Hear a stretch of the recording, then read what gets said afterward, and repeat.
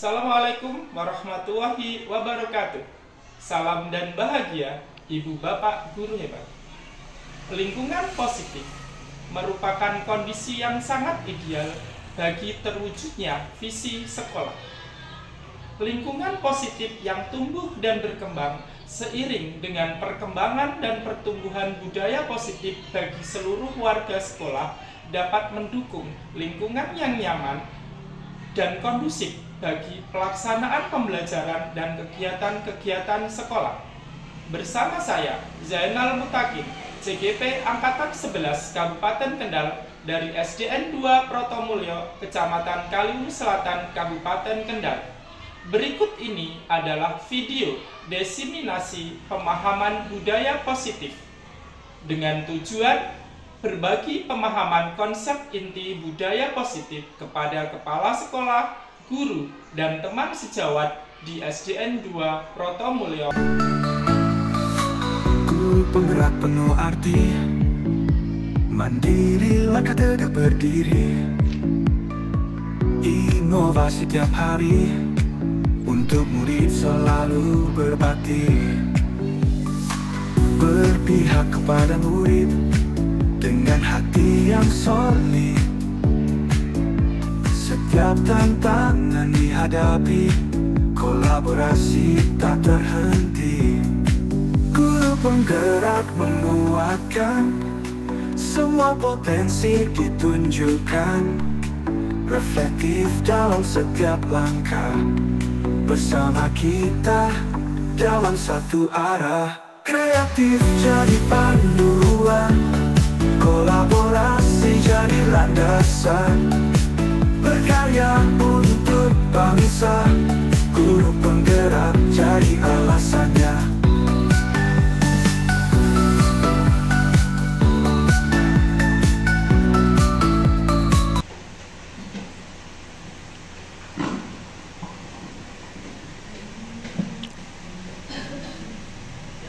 Assalamualaikum warahmatullahi wabarakatuh.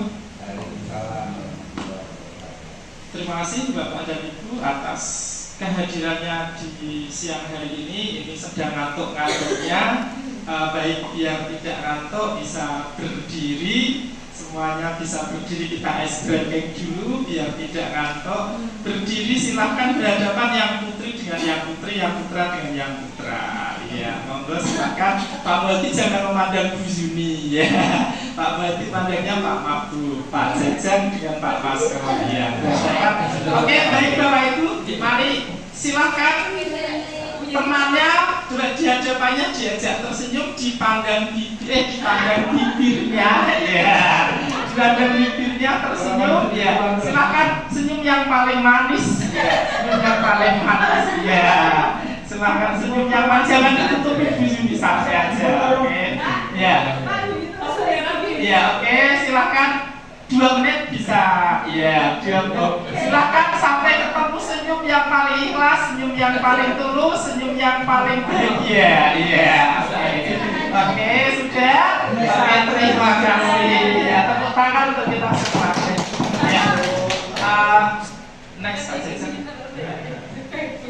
Ya, baik, tujuan diseminasi ini adalah berbagi pemahaman kepada kepala sekolah dan guru tentang konsep inti budaya positif untuk menciptakan lingkungan positif di sekolah kita dan membentuk murid menjadi pribadi yang berkarakter kuat.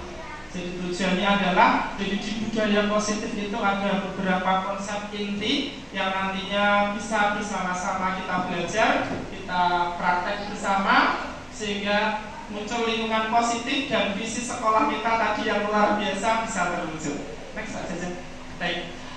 Bagian yang akan kita diskusikan adalah yang pertama perubahan paradigma belajar, kemudian mengubah paradigma stimulus ke pendekatan teori kontrol, kemudian miskonsepsi tentang teori kontrol, disiplin dan nilai-nilai kebajikan, motivasi perilaku manusia, kebutuhan dasar manusia, keyakinan kelas dan segitiga restitusi, perubahan, ya next mas, perubahan paradigma baru belajar. Konsep pembelajaran paradigma baru adalah proses pemberdayaan yang mendukung secara penuh pengembangan kognitif dan karakter peserta didik sesuai dengan profil pelajar Pancasila. Konsep pembelajaran paradigma ini berpusat pada peserta didik sesuai dengan tingkat kebutuhannya.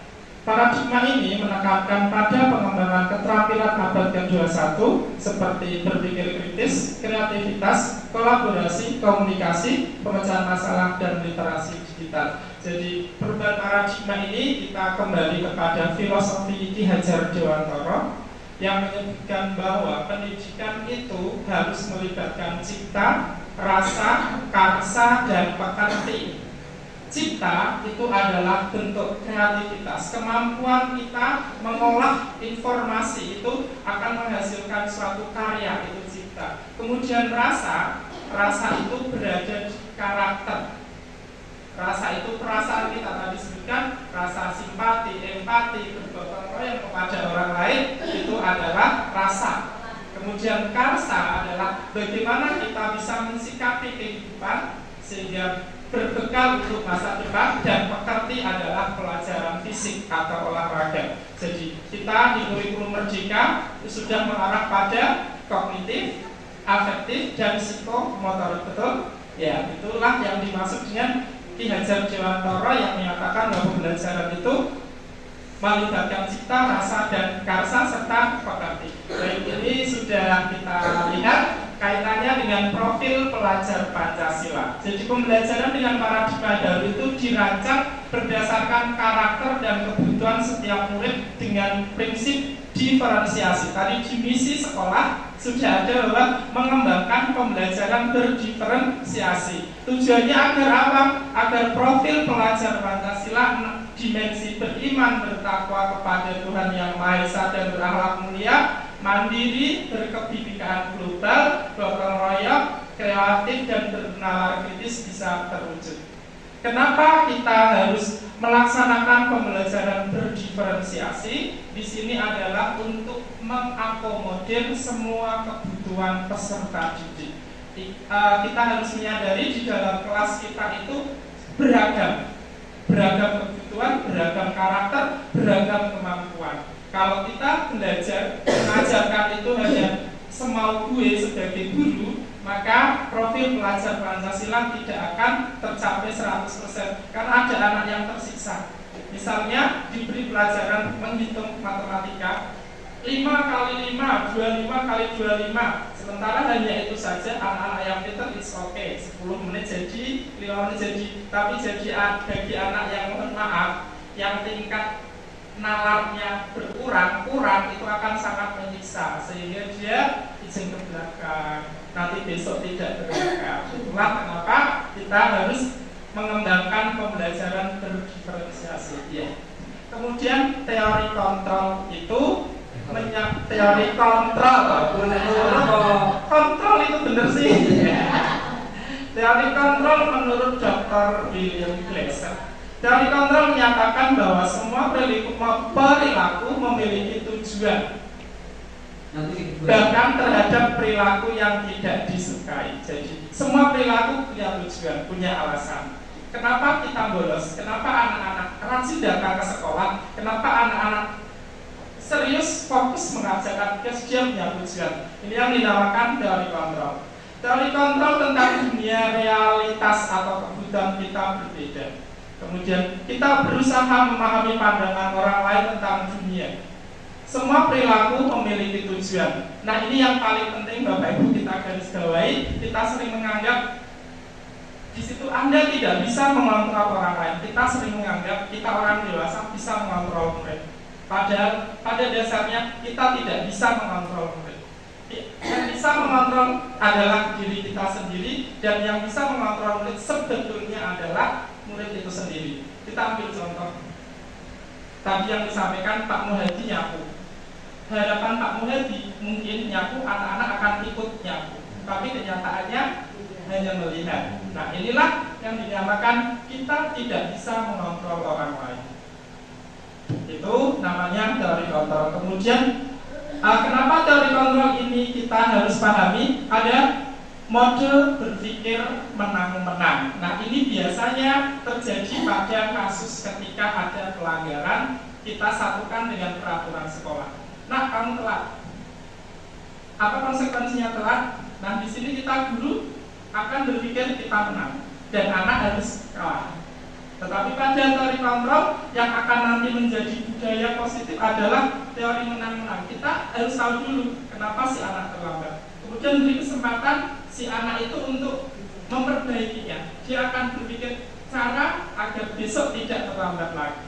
Kemudian yang terakhir adalah kolaborasi dan konsensus menciptakan pilihan-pilihan baru. Ini yang dinamakan kaitannya berpikir menang-menang dengan kolaborasi. Ketika ada pelanggaran, anak diajak kolaborasi, berdiskusi bersama, akan muncul pilihan baru. Pilihan baru itu pastinya arahnya adalah positif. Next, Mas Eja.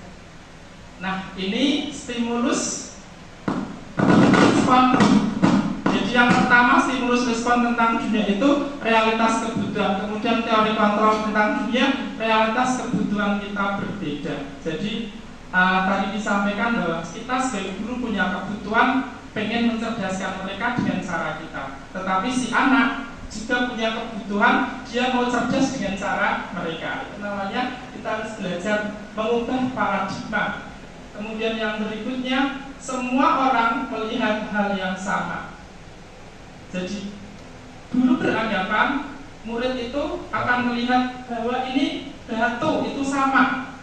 Batu itu sama karena batu itu wujudnya batu. Tetapi di sini kemudian setiap orang memiliki gambaran berbeda. Mungkin Pak Jajan batunya Pak Jajan yang itu, kemudian batunya Bu Wida yang itu.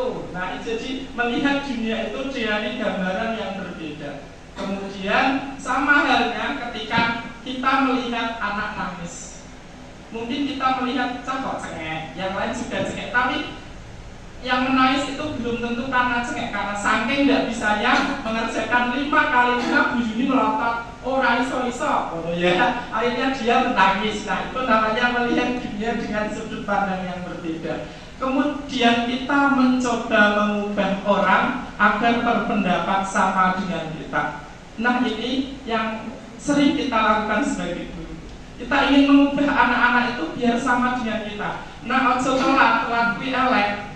Nah, gak ada PR itu untuk kamu, begitu kan? Sehingga kita itu akan merasa sakit hati sekali ketika diberi tugas anak-anak yang mengerjakan 50%, 25%. Terus nggih.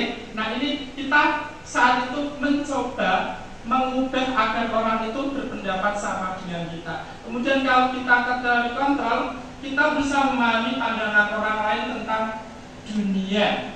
Jadi mungkin anak-anak itu punya alasan, bukan kita memaklumi sebuah pelanggaran, bukan ya. Tapi yang namanya tugas harus mengumpulkan, memang harus dikumpulkan. Tetapi mari kita melunakkan hati, mari kita melunakkan bahwa kita memberikan bagaimana sih agar anak-anak itu dengan sukarela mengerjakan tugasnya tepat waktu, dengan berpedoman bahwa kita berusaha memahami bahwa pandangan orang lain tentang dunia, mereka punya pandangan lain tentang tugas. Kemudian berikutnya, perilaku buruk dilihat sebagai suatu kesalahan.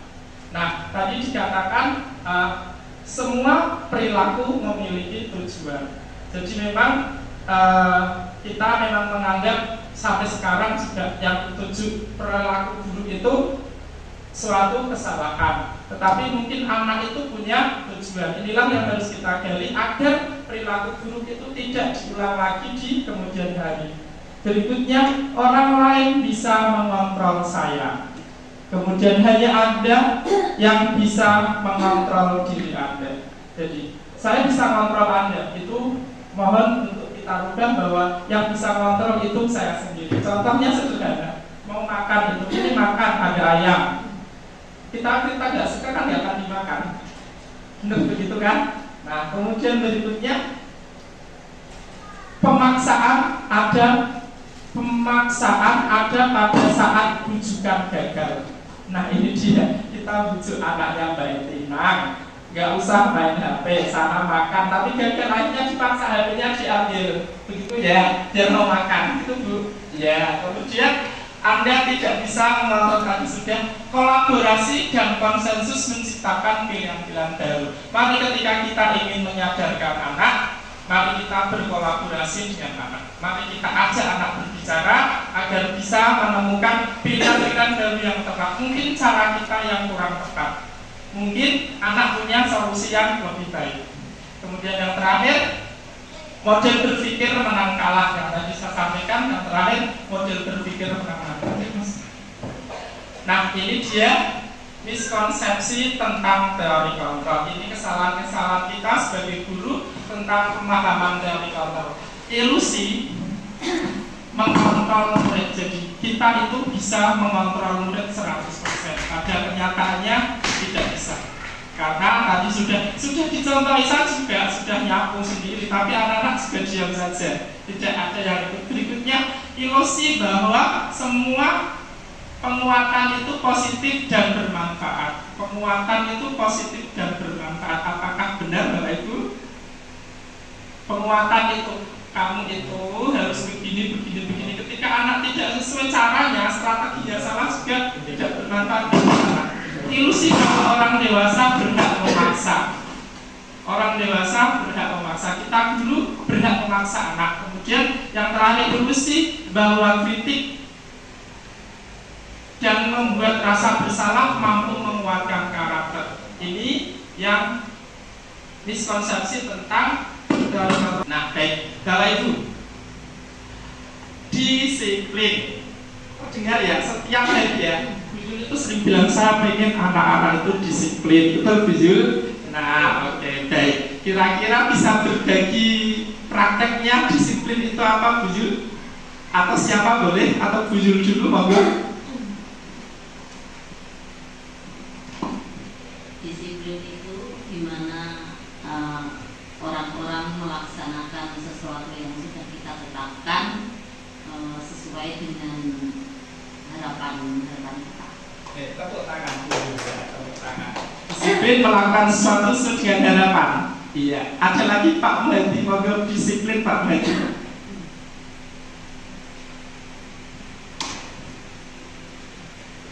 Menurut saya disiplin itu melakukan hal yang sesuai dengan aturan yang berlaku. Contohnya peraturan di sekolah kan masuk pukul 7, berarti sebelum jam 7 kita sudah hadir di sekolah. Terima kasih. Terima kasih, tepuk tangan Pak Muhadi, luar biasa. Ya. Ada lagi yang mau menambahkan? Jadi kata Bu Zulekha, disiplin melakukan sesuatu yang sudah ditetapkan. Pak Muhadi, disiplin adalah mentaati peraturan yang berlaku, gitu Pak? Iya, luar biasa, sangat menginspiratif jawaban dari Ibu Zulekha dan Pak Muhadi. Mari kita lihat, menurut Kamus Besar Bahasa Indonesia, disiplin menyatakan tata tertib. Ya, jadi benar, disiplin itu tata tertib. Kemudian yang kedua, ketaatan atau kepatuhan yang disampaikan Pak Muhadi. Kemudian yang berikutnya, memiliki objek dan bidang studi yang memiliki objek dan sistem tertentu. Lanjut Mas. Kemudian Bapak pendidikan kita Ki Hajar Dewantara menyatakan bahwa di mana ada kemerdekaan, disitulah harus ada disiplin yang kuat. Sungguh pun disiplin itu bersifat self-disiplin, yaitu kita sendiri yang mewajibkan kita dengan sekeras-kerasnya, tetapi itu sama saja. Sebab jikalau kita tidak cakap melakukan self-disiplin, wajiblah penguasa lain mendisiplinkan diri kita. Nah, jadi di sini menurut Ki Hajar Dewantara memang guru wajib mendisiplinkan murid.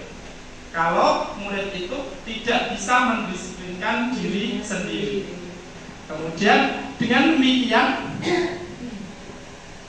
dan peraturan demikian itulah harus ada di dalam suasana yang merdeka, yaitu pemikiran konsepsi keteladanan sikap cetakan kelima tahun 2013. Ini Bapak Ki Hajar Dewantara mengatakan bahwa ketika kita tidak bisa mendisiplinkan sendiri diri kita sendiri, maka penguasa, kalau di sekolah kita sebagai guru wajib mendisiplinkan anak-anak kita. Lanjut Mas. Lalu ini aku pusing ini mikir disiplin positif.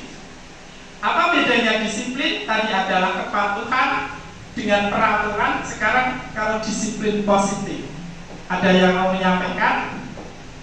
Ada yang menyampaikan?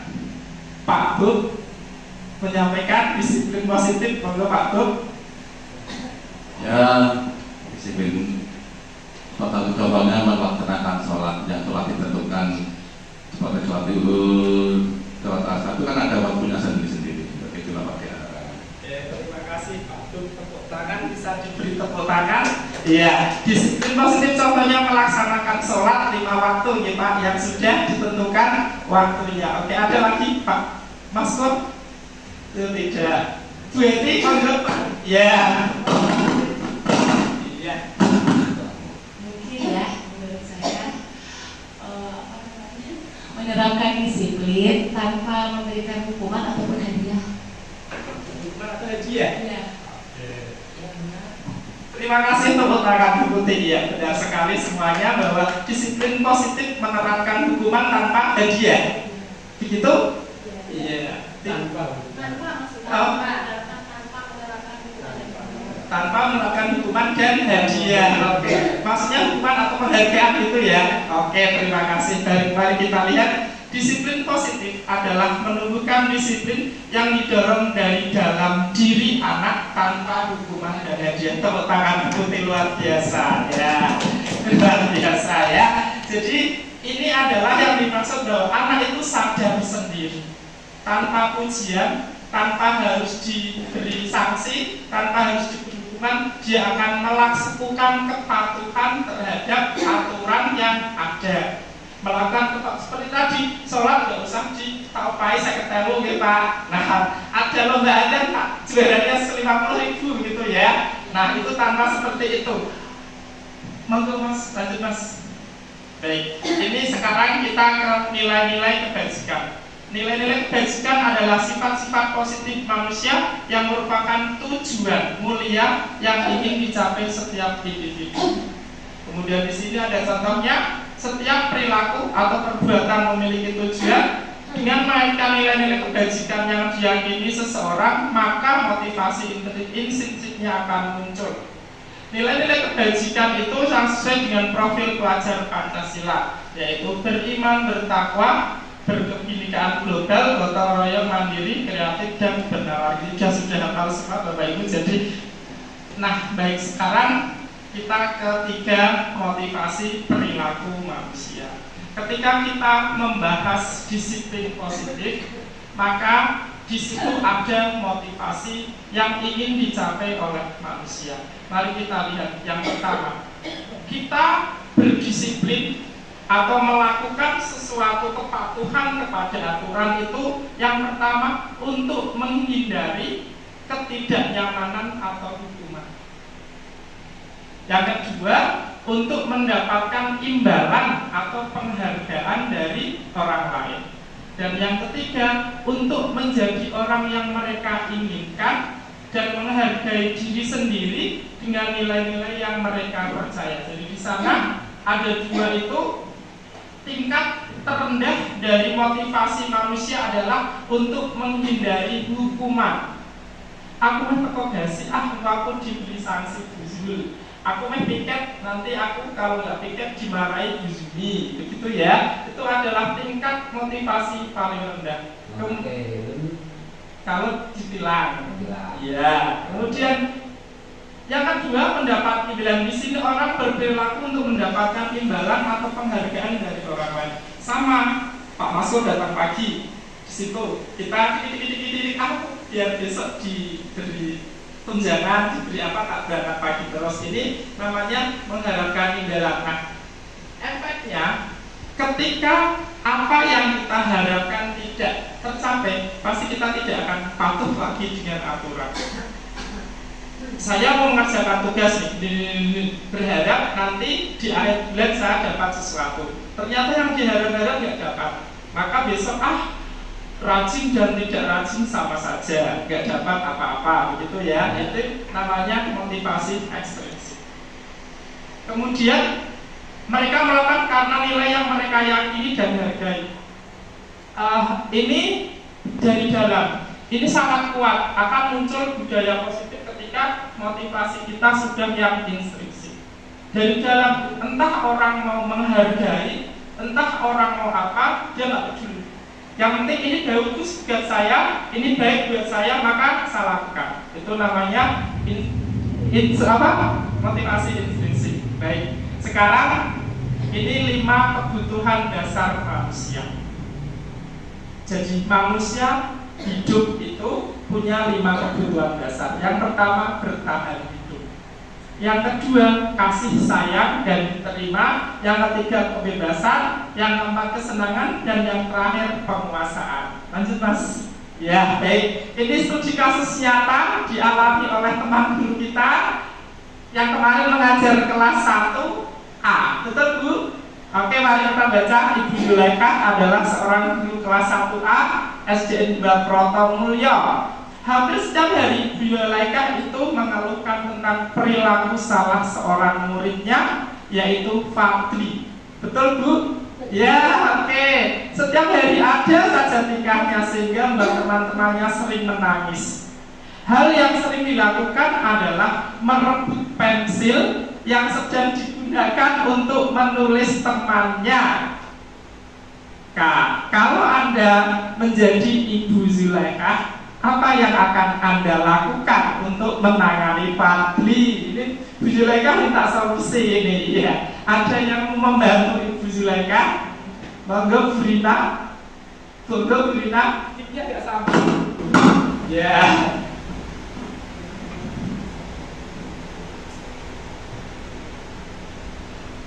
Ya.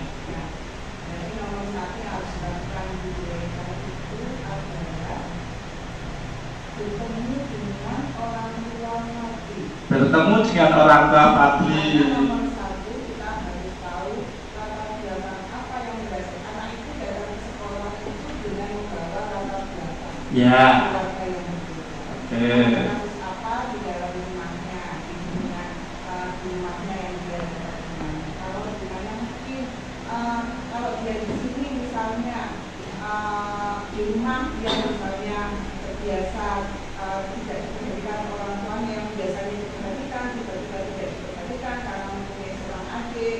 Kemudian ternyata di sekolah dia melakukan suatu tindakan-tindakan yang menurut kita tidak masuk akal, luar, jadi mungkin itu disebabkan karena dia minta perhatian. Minta perhatian, iya. Kalau cara seperti itu sudah kita cari ternyata tidak menemukan solusi. Yang pertama ya seperti itu kita tidak bicara dulu.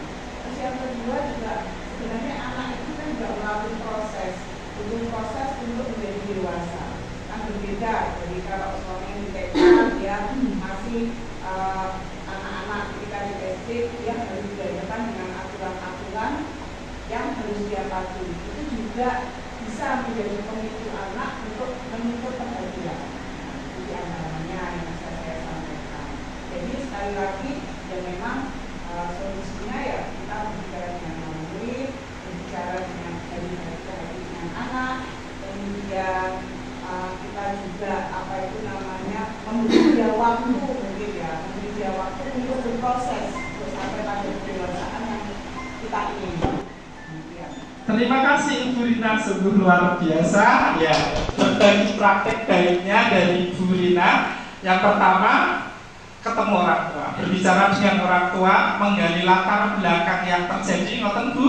Kemudian menunggu, memberi waktu untuk berproses. Begitu ya Bu, 3 hal.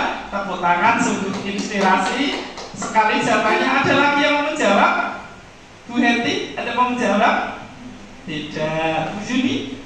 Tidak. Monggo Mas. Ya, baik. Ini alternatif. Yang pertama adalah kita kembali kepada kebutuhan dasar. Mengajak Fadli berdialog. Karena sudah bisa diajak berbicara ya kelas 1 ya.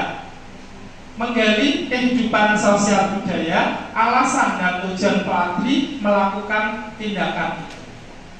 Nah, kok ngono kenapa begitu ya? Nah, kemudian apabila yang terungkap motif dari perilaku Fadli adalah karena dia semata-mata hanya cari perhatian, ya, maka yang dibutuhkan Fadli adalah cinta dan kasih sayang. Sudah disampaikan Bu Rina, di rumah tidak mendapatkan karena orang tuanya fokus sama adik bayinya, ya Bu. Ya, jadi Fadli, maka sebagai guru ketika kita sudah tahu kebutuhan dasarnya, maka kita bisa bertindak dengan tepat untuk Fadli tidak melakukan hal itu.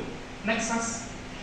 Kemudian yang kedua, apabila yang terungkap motif dan perilaku Fadli adalah karena dia merasa tertekan, merasa disudutkan, kemudian dan selalu dipersalahkan teman-temannya karena motoni itu, maka Fadli butuh kebebasan. Bukan kita memberi kebebasan longgar itu enggak, tetapi bagaimana kita akan bersifat sehingga kita untuk bisa menerapkan pembelajaran berdiferensiasi sehingga Fadli juga berpartisipasi aktif. Mungkin tidak cocok dengan metode kita belajar. Next, Mas. Kemudian apabila yang ketiga terungkap itu tidak pernah berhasil dalam pembelajaran, misalnya suruh nulis tidak bisa, suruh baca belum bisa, dan atau bahkan sering diberi sanksi maju karena tidak bisa, suruh ke depan karena tidak bisa, maka Fadli itu sedang memperjuangkan penguasaan. Jadi kebutuhannya dia butuh penguasaan, sehingga jelas untuk mengatasi hal adalah pembelajaran agar dia bisa mencapai tujuan. Jadi inilah fungsinya pembelajaran berdiferensiasi. Next, Mas. Yang keempat, alternatifnya, jika yang terungkap adalah karena dia iseng dan bosan dengan aktivitasnya, maka dia butuh kebebasan. Sehingga setelah kita tahu kebutuhannya, maka kita akan lebih mudah memberikan treatment kepada anak tersebut. Lanjut, Mas. Nah, sekarang keyakinan kelas. Budaya positif sangat tergantung, ada ketergantungan dengan keyakinan kelas. Kalau yang sekarang itu yang ada di sekolah itu kan peraturan. Mengapa tidak peraturan saja? Mengapa harus keyakinan kelas? Bagaimana Bapak Ibu? Kenapa sih kok keyakinan kelas? Tidak kan kita sudah punya tata tertib. Sekolah punya tata tertib, betul kan? Kenapa sih kita harus keyakinan kelas?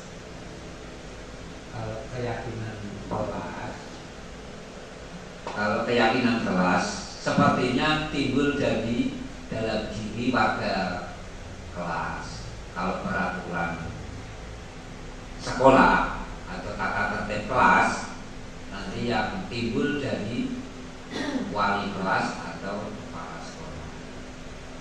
Sepertinya itu.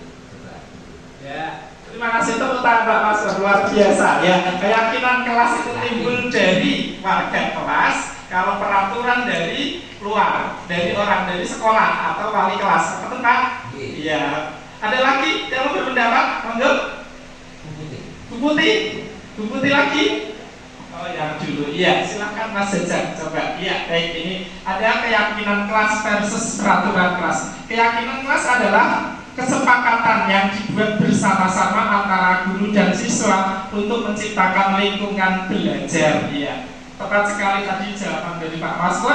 Kemudian peraturan kelas di sisi lain biasanya dibuat oleh guru tanpa melibatkan siswa. Ini bedanya. Peraturan itu pesnya ini taati, tapi kalau keyakinan mereka merumuskan sendiri, mendiskusikan dan membuat kesimpulan. Lanjut Mas.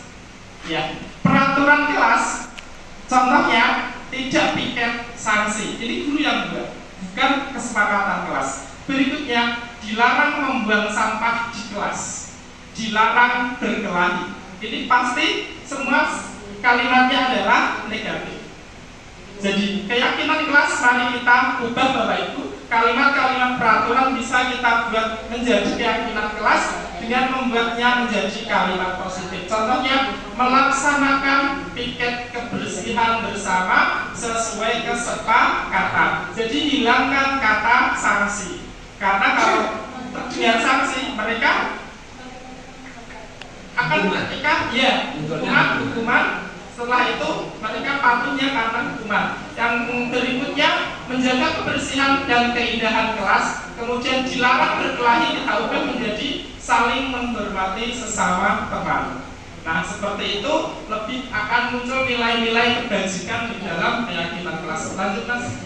Nah, inilah membuat keyakinan kelas. Jadi Bapak Ibu bisa menyiapkan Yang pertama, menggali usulan murid sehingga murid bisa merasa memiliki. Ayo anak-anak, mari kita buat keyakinan, kesepakatan siapa yang mau mengusulkan. Kemudian yang kedua, dibuat dalam bentuk kalimat positif dan pernyataan universal. Universal itu semua di sini dipahami, di luar Jawa juga dipahami. Kemudian sedikit saja agar mudah diingat dan sesuaikan dengan kondisi kelas yang memungkinkan dan semua warga kelas dilibatkan. Ya, jadi membuatnya seperti itu. Kenapa? Kalau sudah merasa memiliki, mereka akan dengan senang hati melaksanakan. Lanjut Mas. Nah, ini contoh keyakinan kelas 5 yang dibuat di awal tahun. Yang pertama, saling menghormati dan menyayangi. Kemudian yang kedua, peduli terhadap sesama warga kelas, bekerja sama meraih prestasi dan cita-cita, bertanggung jawab menjaga kebersihan dan keindahan kelas, menyelesaikan dan mengumpulkan tugas tepat waktu, dan yang terakhir patuh perintah agama. Ini saya membuatnya. Yang pertama saya menggali harapan anak. Saya minta mereka menuliskan satu kalimat harapan mereka untuk kelas 5. Kemudian setelah itu kita ambil keputusan, kesimpulan, harapan paling banyak, paling prioritas untuk kelas. Kemudian lalu muncul keyakinan kelas. Selanjutnya masih banyak. Nah, diambil sekarang restitusi. Sebuah cara menanamkan disiplin positif pada murid yaitu restitusi. Restitusi adalah proses menciptakan kondisi bagi murid untuk memperbaiki kesalahan mereka sehingga mereka bisa kembali pada kelompok mereka dengan karakter yang lebih kuat. Restitusi juga adalah proses kolaboratif yang mengajarkan murid untuk mencari solusi untuk masalah dan membantu murid berpikir tentang orang seperti apa yang mereka inginkan dan bagaimana mereka harus memperlakukan orang lain. Itu pendapat ahli. Lanjut Mas. Nah, melalui pendekatan restitusi, ketika murid berbuat salah, guru akan menanggapi dengan mengajak murid berefleksi tentang apa yang dapat mereka lakukan untuk memperbaiki kesalahan mereka sehingga mereka menjadi pribadi yang lebih baik dan menghargai dirinya. Pendekatan restitusi tidak hanya menguntungkan korban, tetapi juga menguntungkan orang yang telah berbuat salah. Restitusi juga sesuai dengan prinsip dari teori kontrol William Glasser tentang solusi menang-menang. Jadi di sini nanti ketika anak bermasalah, melanggar, kita ajak kita merefleksi dulu untuk menemukan biar mereka menemukan sendiri kesalahannya, kemudian bagaimana memperbaikinya. Lanjut Mas. Nah, ini langkah-langkah ketika kita melakukan segitiga restitusi. Yang pertama adalah menstabilkan identitas. Di sini menstabilkan identitas itu adalah kita itu menguatkan anak. Biasanya dengan kalimat yang ramah, kita bersikap ramah. Kemudian menstabilkan anak biasanya begini, kalimat yang sering membuat kesalahan itu manusiawi. Tetapi apakah kita akan berbuat salah terus? Ketika dikatakan seperti itu, anak itu akan yang tadinya ketakutan, yang tadinya tidak mau jujur akan akan membuat muncul sebuah pemikiran refleksif, kemudian validasi tindakan yang salah. Setelah kita menstabilkan identitas anak, maka kita menanyakan, misalnya, apa benar kamu membolos? Kenapa kamu membolos? Itu kita memvalidasi tindakan yang salah. Jadi biar anak mengakui dulu dia melakukan sebuah kesalahan. Jadi tidak langsung kamu bolos kan dulu tidak, tapi ditanya, sudah berapa kali kamu bolos? Sudah berapa kali kamu tidak mengerjakan tugas? Kenapa tidak mengerjakan tugas? Nah, kita ajak mereka mengungkapkan kejujuran dan tujuannya. Kemudian yang terakhir adalah menanyakan keyakinan. Setelah tahu alasannya, setelah digali, maka kita kembalikan ke keyakinan kelas. Sebutkan misalnya, kalau kamu bolos, kamu melanggar keyakinan kelas yang mana? Setelah itu, baru kita tanya bagaimana untuk memperbaikinya. Tujuannya bukan kita memaklumi sebuah kesalahan. Kesalahan tetap kesalahan, melanggar aturan tetap melanggar aturan karena kita pendidik. Tetapi kita menggunakan strategi yang lain agar anak itu, biasanya kan kalau anak sudah salah dihukum, kemudian pulang ke kelasnya dibully, yang jadi down. Tapi ketika kita diajak, maka karakternya, menguatkan karakternya untuk menjadi pribadi yang lebih baik. Itu tujuan kita. Kan nggak mungkin kita bertujuan hukuman pun tujuannya agar jerah. Tetapi yang timbul tidak jerah, besok melimpe, nggak ada berarti aku begini. Tapi kalau dengan model ini kita refleksi dulu, kita stabilkan identitasnya, stabilkan emosinya, kita validasi kesalahannya, dan tujuannya kita tanyakan keyakinan yang mereka anggap baik, insya Allah mereka lambat laun dengan proses akan timbul budaya positif. Lanjut Mas. Ciri-ciri restitusi. 1, restitusi bukan untuk menebus kesalahan, namun bagaimana memaknai kesalahan sebagai suatu pembelajaran. Jadi kemudian yang kedua, restitusi adalah tawaran, bukan paksaan.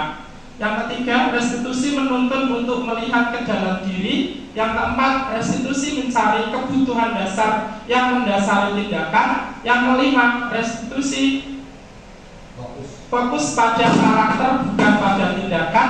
Yang keenam, restitusi jelas pada solusi. Yang ketujuh, restitusi mengembalikan siswa yang berbuat salah pada kelompoknya. Biasanya anak-anak yang salah itu akan takut kembali kelompoknya, jadi minder dan lain sebagainya. Tapi dengan restitusi ini kita menawarkan solusi kepada mereka dengan melihat refleksi diri mereka dulu. Lanjut Mas. Budaya positif yang dimaksud di sini adalah hilangkan hukuman, hilangkan ancaman, kembangkan penguatan melalui penerapan segitiga restitusi. Sesi terakhir kayaknya masih Mas. Iya. Nah ini Bapak Ibu yang perlu kita cermati, kita refleksi juga sebagai guru. 5 posisi. Iya, 5 posisi kontrol guru. Yang pertama, guru sebagai penghukum, siapa ini, siapa ini, ya. Yang kedua, guru sebagai pembuat rasa bersalah. Kemudian posisi guru sebagai teman. Yang keempat sebagai pemantau, dan yang kelima sebagai manajer. Jadi kalau kita cermati 1, 2, 3, 4 munculnya motivasi ekstrinsik. Yang kelima munculnya motivasi intrinsik. Lanjut Mas, ini sudah poin-poin akhir. Ya baik. Penghukum, guru percaya bahwa cara dia adalah yang terbaik. Apakah gambar apa? Gambarnya apa ya? Guru menggunakan hukuman fisik maupun verbal seperti kamu kok salah terus sih, kok kamu terus sih. Kemudian kok patuhi aturannya ya, awas kalau salah lagi. Nah ini adalah hukuman-hukuman. Kira-kira seperti ini timbulnya anak sadar apa anak dendam? Dendam. Nah lanjut Mas. Kemudian membuat rasa bersalah. Nah inilah yang drama-drama Korea ya. Guru menggunakan intonasi yang lebih rendah atau mungkin keheningan untuk membuat situasi yang tidak nyaman. Guru menggunakan kalimat agar murid merasa bersalah atau kasihan pada guru. Ibu sangat kecewa kepada kamu. Nah ini anak diajak ngomong seperti itu dan rasanya aku kok salah terus ya? Apa salah terus ya? Kemudian bagaimana kalau orang tuamu tahu kesalahan, mungkin tambah dirodok, nangis langsung. Bolos, domomi. Kok kamu bolos lagi? Nek orang tuamu tahu piye? Nah berikutnya Mas, sekarang sebagai teman, guru menggunakan kalimat persuasif dan intonasi nada suara ramah untuk mengontrol murid. Guru menggunakan Guru menggunakan kalimat apa itu? Humor dan mempunyai hubungan baik dengan murid. Nah, biasanya seperti ini. Ketika kita berteman, menganggap murid kita teman, anak-anak Pak Jajan baik sama aku, saya tidak akan diapa-apain. Sehingga dia baik, dia melanggar. Tetapi ketika Pak Jajan negur, apa reaksinya? Apa reaksinya? Sudah dianggap teman baik, anak menganggap Pak Jajan itu teman baik, dia melanggar, ditegur, apa reaksinya? Kecewa sekali dengan gurunya. Kok Pak Jajan ternyata nggak menganggap saya teman ya? Pak Jajan ternyata nggak baik dengan saya. Jadi tidak ada kesadaran untuk memperbaiki diri, malah justru kok Pak Jajan begini, kok Pak Jajan begini. Itu akibat ketika kita melakukan posisi kontrol kita sebagai teman. Yang terakhir, yang keempat, Mas lanjut Mas, sebagai pemantau. Guru selalu mengawasi murid dan bertindak sesuai pada peraturan sekolah dan konsekuensi, menggunakan data, catatan. Nah ini, gurunya bendino nulis kesalahan. Fadli ditulis, siapa meneh sini Bu? Zainal ditulis, Teti ditulis, bendino nulis. Nah kemudian ketika mereka melanggar akan ditanya peraturannya apa? Berapa kali ini? Saya sudah mencatat kamu bolos 6 kali, kamu tidak mengerjakan begini. Nah itu sebagai pemantau. Kemudian yang terakhir, guru sebagai manajer. Guru mendukung murid untuk menemukan solusi atas permasalahannya sendiri. Guru mempersilahkan murid mempertanggungjawabkan perilakunya. Kemudian guru mendukung murid untuk merdeka, mandiri, dan bertanggung jawab. Inilah yang diharapkan ketika kita bisa menggali tadi apa masalahnya, apa tujuannya, kemudian bisa mengajak merefleksi, jadi bisa mendorong murid untuk merdeka, mandiri, dan bertanggung jawab. Jadi tidak, istilahnya tidak memaklumi kesalahan, tetapi kita menuntun agar anak-anak itu bisa mandiri dan bertanggung jawab atas kesalahan yang Oke, lanjut Mas. Ya, baik Bapak Ibu. Sebelum kita melihat galeri penerapan budaya positif ini, saya ambil contoh sedikit. Mari kita di sesi tanya jawab. Ada yang mau bertanya? Ada yang mau bertanya? Tidak ada. Kalau tidak ada, baik, mari kita merefleksi diri.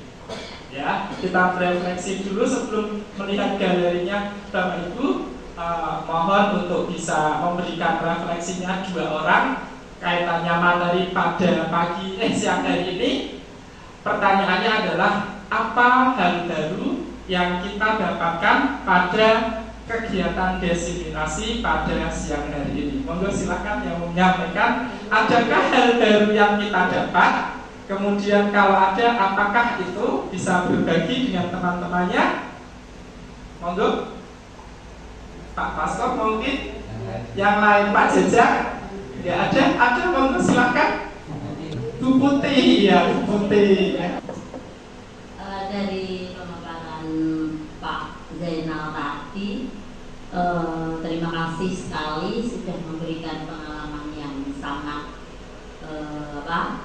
positif bagi kami, karena kami bisa mengintrospeksi diri kami pada saat pembelajaran di dalam kelas. Motivasi kami mungkin dari tadi yang sudah dipaparkan, kami bisa mengikuti dan menerapkan pembelajaran yang bisa mengkondisikan siswa, membuat kelas menjadi nyaman, bisa melatih siswa untuk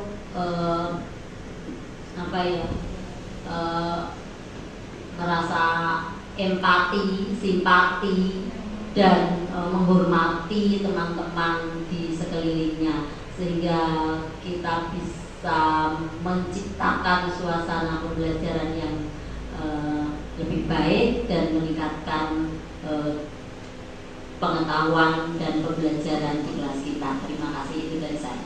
Terima kasih. Tepuk tangan yang meriah untuk Bu Nur atas refleksinya. Ada lagi Bu Lina, monggo.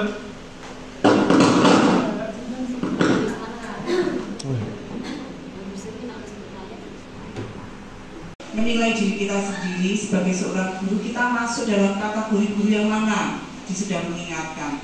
Jadi bagaimana ketika kita berhadapan selama ini dengan murid dari fungsi kontrol tadi, kita jadi tahu kita termasuk dalam kategori guru yang mana. Apakah kita sebagai pengontrol, apakah kita sebagai yang lain penghukum dari 1 sampai berapa tadi, 1 sampai 5. Nah, kita jadi tahu tempat posisi kita seperti apa. Dan ternyata dari situ juga Pak Zainal juga memberikan solusi. Dari setelah kita bisa menilai diri kita seperti apa, kita jadi punya solusi. Oh ya, berarti kita harus seperti ini. Nah, Jadi latar belakang siswa itu perlu kita perhatikan. Dari studi kasus yang sudah disampaikan tadi, kita juga jadi belajar bahwa ternyata tidak hanya siswa itu datang ke depan kita, tidak hanya dari siswa itu untuk mematuhi aturan yang kita buat, tapi mereka juga punya latar belakang, punya hal-hal yang berbeda yang perlu kita pahami. Terima kasih sekali atas diseminasinya hari ini, benar-benar membuka wawasan kita sebagai tim pengajar di SD 2 Protomulyo, dan saya yakin teman-teman semua pasti mendapatkan manfaat dari hal yang disampaikan, yang dipaparkan pada siang hari ini. Terima kasih. Terima kasih. Kalau bagi saya masih yang pertama di pikiran saya, berarti saya selaku kepala sekolah dalam melayani Bapak Ibu guru, ternyata saya sendiri belum bisa berbuat yang seperti itu. Jadi kebanyakan ada perasaan menghukum, menyalah, tidak dari awal itu tadi. Ya, sambut. Terima kasih tepuk tangan Pak Paskor. Jadi seperti itu bahwa kita masih perlu banyak belajar ya Pak. Iya, oke, ada lagi umpan baliknya. Tangga iya, Bu Rina lagi. Sebenarnya materi yang disampaikan sudah sangat menarik ya. Jadi kita tadi materi isinya sudah sangat bermanfaat buat Bapak Ibu guru SD 2 Protomulyo, sehingga bisa untuk semakin memahami diri sebagai pengajar di sini. Terus yang kedua yang harus diperbaiki nih Pak, ya. Sepertinya dalam penyampaian materi terlalu tergesa-gesa.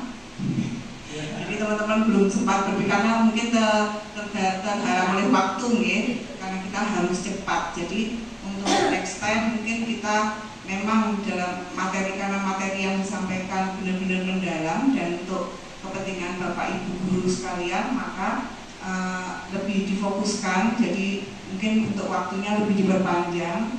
Terus Pak Zainal penyampaiannya juga sehingga tidak tergesa-gesa. Terus yang kedua, untuk apa itu namanya solusi, misalnya ketika terjadi suatu seperti yang tadi disampaikan, untuk refleksi apa kasusnya, studi kasusnya, sebaiknya tidak ditambah studi kasusnya, karena masalahnya tidak hanya satu orang, mungkin di kelas rendah seperti itu, ditambahkan mungkin kasus kalau di kelas tinggi bagaimana. Terus habis itu untuk cara dari sisi materi sih, untuk keyakinan kelas tadi memang sudah disampaikan, tapi mungkin teman-teman masih belum begitu familiar ya. Nah itu sebaiknya langkah-langkahnya bagaimana untuk lebih disampaikan secara spesifik, sehingga terus kita diajari caranya untuk bagaimana membuat sebuah keyakinan di kelas kita itu di masing-masing. Misalnya kalau di kelas rendah seperti ini cara menyampaikannya ke siswa, terus kalau di kelas tinggi bagaimana, sehingga itu benar-benar realisasi. Tapi so far is so good. Terima kasih atas ilmunya siang hari ini, benar-benar menambah wawasan buat kita semua. Terima kasih dulu tepuk tangan Bu Rina, masukan yang sangat luar biasa untuk saya. Ya, terima kasih Bu Rina. Untuk nanti teknik dan cara menyusun keyakinan kelas mungkin kita bisa bahas lebih dalam di komunitas belajar kita selanjutnya ya. Kemudian untuk tadi solusi-solusi bagaimana kelas rendah, bagaimana kelas tinggi, nanti kita bisa diskusi di lain waktu nih Bu Rina ya. Jadi nanti mohon Pak Paskor kita minta waktu untuk sering-sering mengadakan kegiatan di komunitas belajar. Terima kasih, begitu saja dari saya, kurang lebihnya mohon maaf. Billahi taufiq wal hidayah. Wassalamualaikum warahmatullahi wabarakatuh. Monggo juga sahabat baik.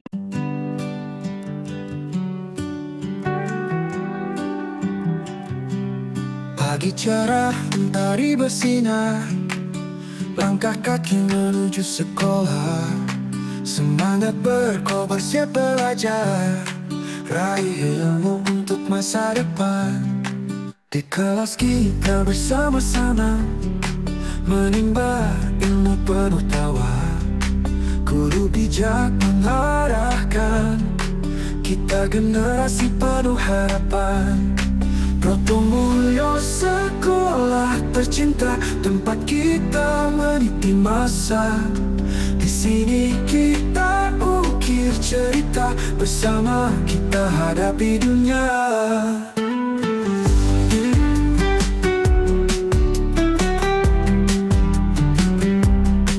Di lapangan kita bermain, berkejar-kejaran penuh keceriaan. Di sana kita tumbuh berkembang, jiwa muda penuh kebanggaan. Proto Mulyo sekolah tercinta, tempat kita meniti masa. Di sini